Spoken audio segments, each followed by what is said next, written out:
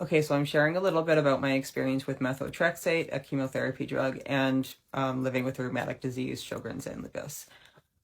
So it's important to know that prior to me going on to methotrexate, I had endured two back-to-back traumas that put me into a complete health crisis.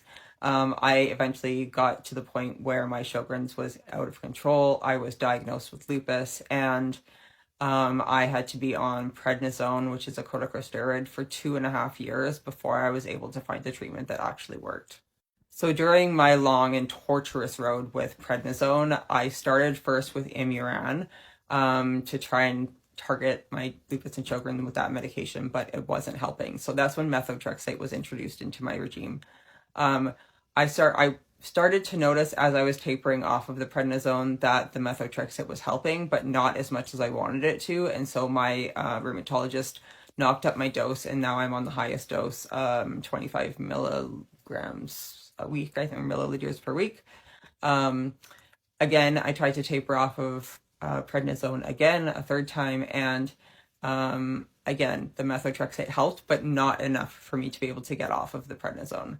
Fast forward about another year, and I worked with my rheumatologist to be approved for and start the Benlysta medication. Benlysta is a biologic medication used to treat lupus patients. It's the newest lupus medication that is out on the market, approved by the FDA, and now starting to be approved by other governmental bodies around the globe.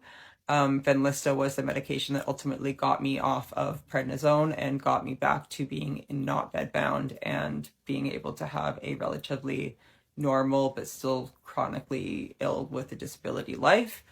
I was told that the way that the Benlysta works is that it kind of helps to boost the methotrexate and the Imuran so that it works better in the body.